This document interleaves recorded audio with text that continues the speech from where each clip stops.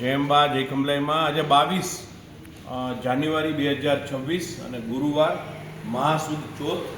આવતીકાલે મહાસુદ પાંચમ એટલે વસંત પંચમી, માતાજીનો પાટોત્સવ અને પ્રાગટ્યોત્સવ પણ આપણે કહી શકીએ. અને મારે આજે તમને જે વિડીયો અપલોડ કરવો છે એની પાછળનું એક રીઝન એ છે કે કોઈ બહુ મોટા નામથી કોઈ વસ્તુની મહત્તા સાબિત ના થાય કે આપણે મોટા મોટા કંઈ શબ્દોનો પ્રયોગ કરીએ એટલે અતિ ને મહા ને એવું બધી વારંવાર એવા બધા ઘણા બધા પ્રયોગો અત્યારે એક સાંપ્રત જગ્યાએ ચાલુ જ છે.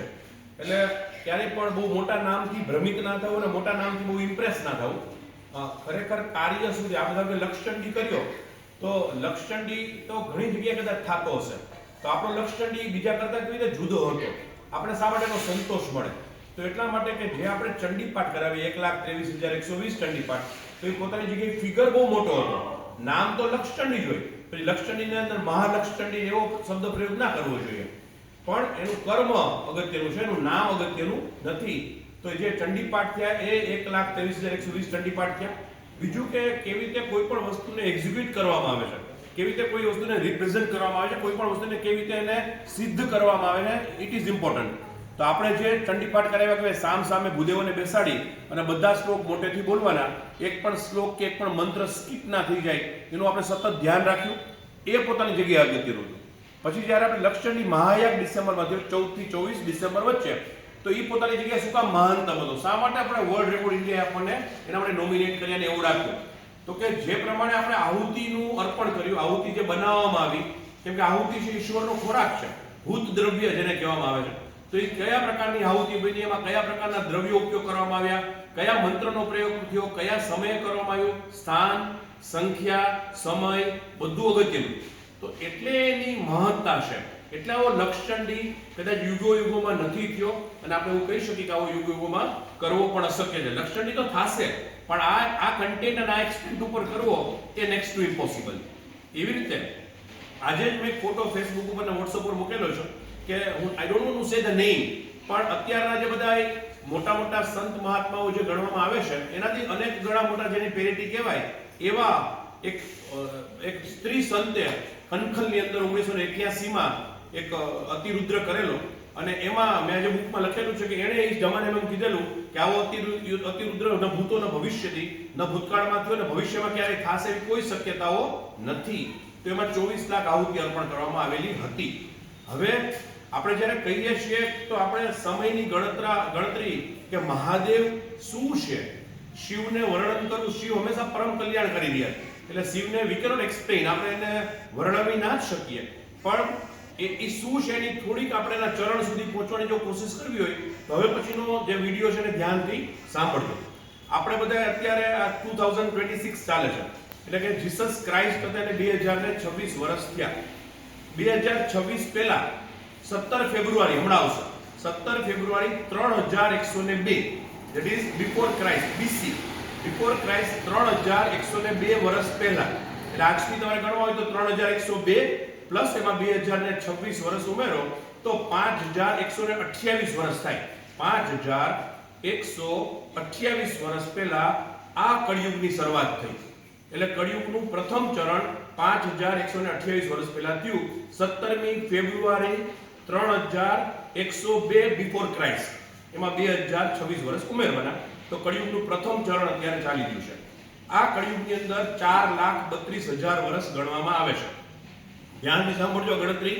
ફરી એકવાર, સંબંધોમાં ગણતરી ન હોય, ગણિત ન આવડતું હોય તો ઈશ્વર ક્યારેય પણ, કારણ કે એમાં એ ગણિતને પણ એનામાં ગણિત છે. તો 4,32,000 વર્ષનો કળિયુગ, એને 2 વડે મલ્ટીપ્લાય કરો એટલે 4,32,000 મલ્ટીપ્લાય બાય 2 એટલે 8,64,000 વર્ષનો દ્વાપર. 4,32,000 ને 3 વડે ગુણો એટલે 4 તેરી 12 ને 32 તેરી 96, તો 12,96,000 વર્ષનો ત્રેતા. અને 4,32,000 ને 4 વડે ગુણો એટલે ચોકે ચોકે 16 ને 32 ચોક એટલે 32 64 128 એટલે 17,28,000 વર્ષનો સતયુગ. તો 4,32,000 વર્ષનો કળિયુગ, 8,64,000 વર્ષનો દ્વાપર, 12,96,000 વર્ષનો ત્રેતા અને 17,28,000 વર્ષનો સતયુગ. આ ચારેયને ભેગા કરો એટલે એક મહાયુગ બને, જેનું આયુષ્ય 43,20,000 વર્ષ ગણવામાં આવે છે, કે 43,20,000 વર્ષનો એક મહાયુગ બને. આવા 71 મહાયુગ થાય ત્યારે આવે મન્વંતર. એને કહેવાય મન્વંતર છે. અત્યારે વૈવસ્વત મન્વંતર હાલે છે, 7મું મન્વંતર. તો 71 મન્વંતર જ્યારે ભેગા થાય ત્યારે કહેવાય એક કલ્પ. એક કલ્પ. ફરી એકવાર 4,32,000 વર્ષનો કળિયુગ, એવા 4 યુગ, એનો ટોટલ કરો એટલે 43,20,000 વર્ષ, એને કહેવાય મહાયુગ. આવા 71 મહાયુગ થાય એને કહેવાય મન્વંતર. એવા 71 મન્વંતર થાય ત્યારે બને એનો કલ્પ. અને અત્યારે આવો વૈવસ્વત જે મન્વંતર છે એમ શ્વેત વારાહ કલ્પ, એવો કલ્પ ચાલી ગયો છે. હવે આવા એક કલ્પ બરાબર બ્રહ્માજીનું એક દિવસ, આવો એક કલ્પ એટલે બ્રહ્માજીનો એક દિવસ, બ્રહ્માજીની રાત્રિ એટલે પાછો બીજો કલ્પ. તો 2 કલ્પ ભેગા થાય એટલે બ્રહ્માજીનો એક 24 કલાકનો દિવસ થાય. એવા 60 કલ્પ થાય ત્યારે બ્રહ્માજીનો મહિનો થાય. એવા 720 કલ્પ થાય ત્યારે બ્રહ્માજીનું એક વર્ષ થાય. અને આવા બ્રહ્માજીના 100 વર્ષ થાય ત્યારે વિષ્ણુ ભગવાનનો એક શ્વાસ થાય. તો વિષ્ણુ ભગવાન જે મહાવિષ્ણુ કહેવામાં આવ્યા, એનું આયુષ્ય અથવા એનું જીવન તો એના રૂએ રૂએ. હવે જે વિષ્ણુ ભગવાન છે એના જે ઈષ્ટ છે, વિષ્ણુ ભગવાન જેનું નામ સ્મરણ કરે છે, વિષ્ણુ ભગવાનને જો આટલા વર્ષ છે, બ્રહ્માજીના 100 વર્ષ, જેનો 100 વર્ષ એટલે કેટલા કલ્પ તમે ગણી લ્યો, ત્યારે વિષ્ણુ ભગવાનનો એક શ્વાસ થયો. એ વિષ્ણુ ભગવાનના જે ઈષ્ટ છે એ મહાદેવ છે.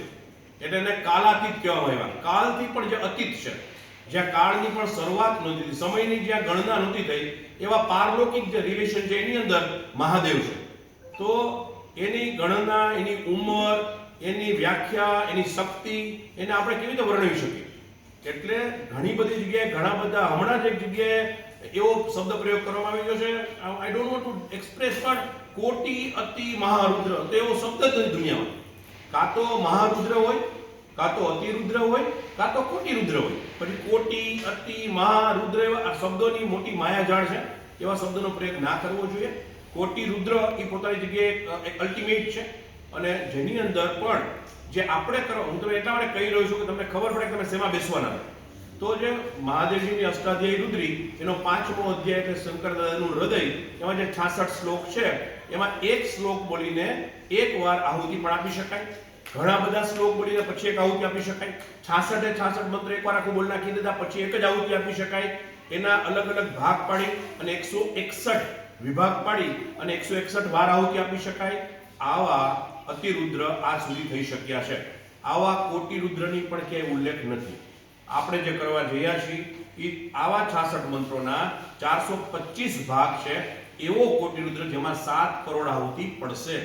એટલે કુલ 308 યજમાન અત્યારે લઈ શકાય એમ છે. સતમક એટલે 100 યજ્ઞકુંડની એક યજ્ઞશાળા બનશે. દરેક યજ્ઞકુંડ એક સરખી સાઇઝ, એક સરખા માપનો, એક સરખા ડાયમેન્શનનો હશે. ખનન પ્રક્રિયાથી જમીનની અંદર ખોદીને બનાવવામાં આવશે. એટલે તળાવ મંદિરે નહીં થઈ શકે. એના માટે આપણે બીજી વ્યવસ્થા કરવી પડશે. અને એની સાથે આ 308 યજમાનો છે એને પણ સમજવું જોઈએ કે આપણે જે લક્ષચંડી કર્યો એમાં આપણે જે માને જમાડ્યા એ 1,24,00,000 આહુતિ હતી, જેમાં 11,000 કિલો હવન સામગ્રી વપરાણી. આ વખતે આપણે ભોળાનાથને જે જમાડવાના છે એમાં 7 કરોડ આહુતિ છે અને જે હવન સામગ્રી વપરાશે એ 1,11,000 કિલો વપરાશે. એટલે તમે એની ઇન્ટેન્સિટી, તમે એનું એક્સટેન્ટ, તમે એનું કોસ્ટિંગ, તમે એનો સમય મર્યાદા, આ બધું ગણશો તો તમને સમજાશે કે આ કેવો દુર્લભ યજ્ઞ છે.